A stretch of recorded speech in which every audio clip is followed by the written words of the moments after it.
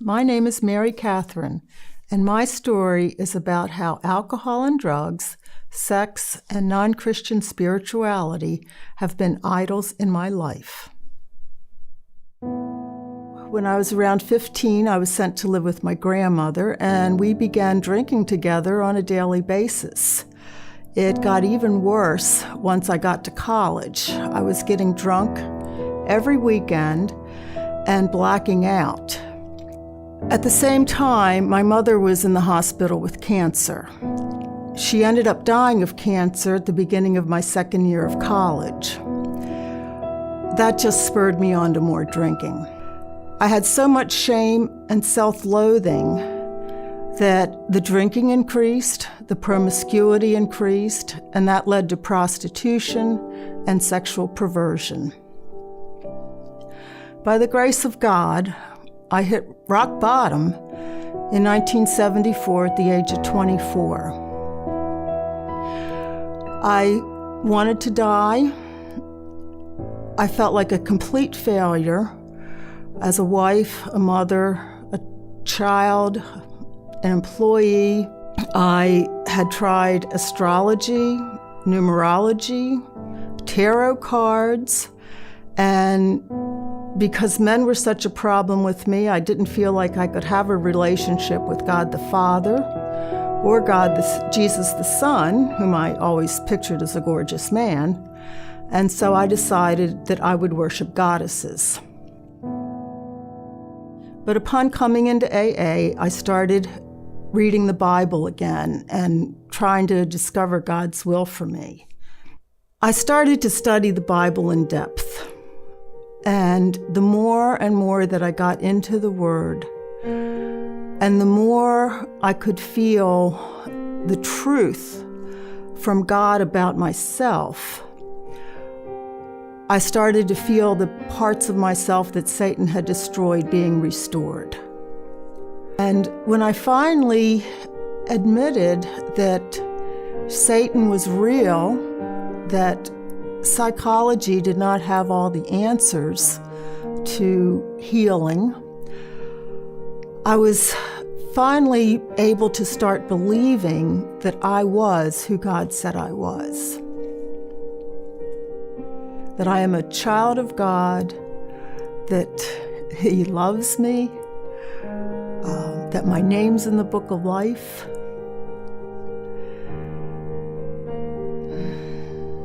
And I am just a very, very blessed person now.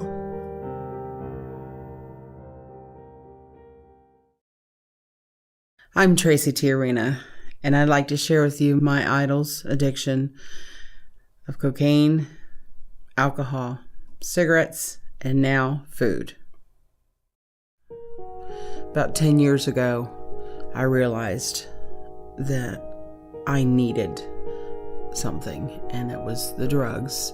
That I had put that above myself, my son, my husband, God, and everybody, and nothing else mattered. I went to work and I struggled so that I could make money, so that I could be high.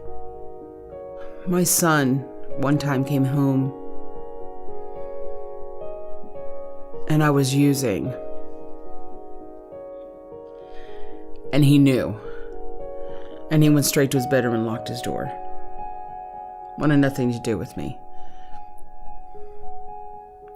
You would think at that time that I would have stopped, that I would have been able to recognize how important I had made something else over him. But I didn't. It had such a hold on me that I took myself to my bedroom, locked the door, and got higher, so that I could push away the pain that I was feeling because of something I had done to my son, not even recognizing the pain that I put him through. You know, I knew things had gotten so bad that there was a good chance I could lose my son. While my son was at practice, I went into the bedroom and I grabbed my Bible. I sat on the bed, and at first I thought, this isn't doing a thing for me. This is doing nothing. Later on that night, I laid in the bed. And I cried out to God. I cried out, please take the demons out of me that made me do this, thanks to myself and to everyone around me. I asked him please to take it away. And I laid in the bed with my arms wide open, just crying. And my son came in the bedroom. He said, Mom, what's going on? And I said, I just don't want to be sick anymore. Well, he knew. He had known for a little while. And he said, Mom, it's okay. God's going to help you.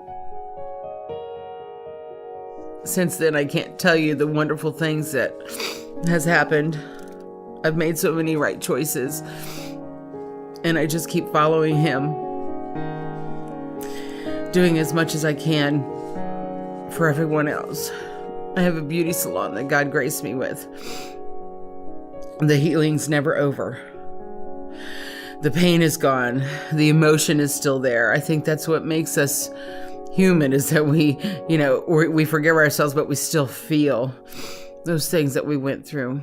My beauty salon is so gorgeous. You walk in, the first thing you see is a cross. Somebody said to me one day, you have a cross in your beauty salon? I said, why not? I can tell you, that's what the part that God played in my life is a part that he'll play for the rest of my life.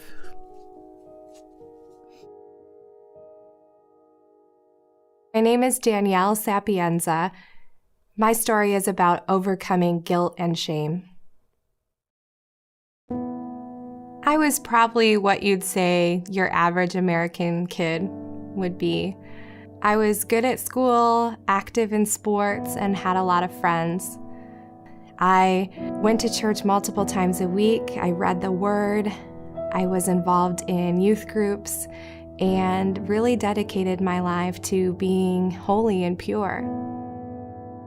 I was 18 and I was raped by a friend of mine. My goal of staying pure till marriage was taken away. I really felt like I had nothing left to save. I was very upset with God, and I didn't know where to turn. I turned to the wrong things. I started drinking almost every night as an escape. I tried drugs. I buried myself in these addictions, and I couldn't get out. I was in college. I hadn't gone to church in quite some time, and they had a Fellowship of Christian Athletes meeting. I opened my Bible. I wasn't looking for a particular verse, but I opened it up to the book of Romans. It talked about behaving decently as in the daytime, not in the night, not in drunken orgies and sexual immorality and dissension. And it hit me. It was, you're doing all these bad things. And I prayed for God to really show me the depth of my problem. And that was the first step at getting past the denial that I had one. And from then, only then, when I realized and admitted that I had a problem, was I able to ask for forgiveness and ask for strength to overcome it, and then ask for the temptation to go away. I took myself away from those parties, and I was in a good relationship, and then things went sour. And for years, even though I had overcome the addictions, I was still struggling with the idol of guilt and shame, and continued to beat myself up over the littlest things and the past sin that I had overcome. Blaming myself for the rape itself, blaming myself for the divorce that I had.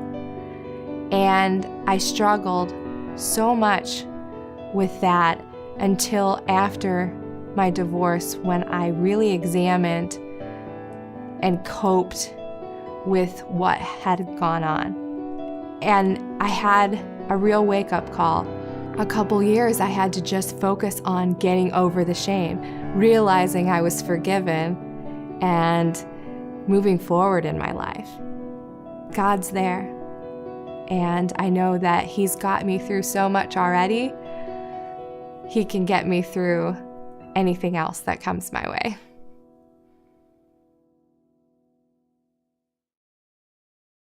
I'm an alcoholic, and my name's Hamilton. My idol was alcohol and drugs, and my life was a mess. I began experimenting with alcohol and drugs around 16. Drugs and alcohol were always just something fun for me. As I got older, I started to see that it took me places that I didn't want to be, and had me doing things that today I am not proud of. I had reached a jumping off point. That jumping off point is where you either know that you finally figure out you can't live sober and you can't live drunk. And so that day, after a night of laying on the floor and doing the cocaine and drinking, and then feeling my heart beat irregularly, and me losing consciousness, knowing what was doing it, something just rolls out of me. I think I'm a cocaine addict. I was at work.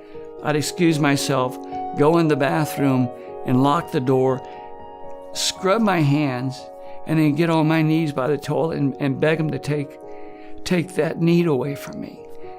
And this one particular day, I realized that I had about 5 or 6 seconds where that wasn't after me. And it was at that moment I believed that I could be sober and stay sober. When I was getting sober, my sponsor, in order to teach me how to start praying, had me stick my shoes under the bed. So I had to get down on my knees to get my shoes. And he says, while you're down there, just say, keep me sober, please. So I still roll out of my knees today, and I still ask him to keep me sober. I gave my life to Christ. He loved me at the lowest point in my life, when I was in the middle of depravity and self-hatred. He loved me just like I was. But what I found is that my faith in knowing Jesus and knowing what He went through for me and everyone else has made living life a whole new adventure.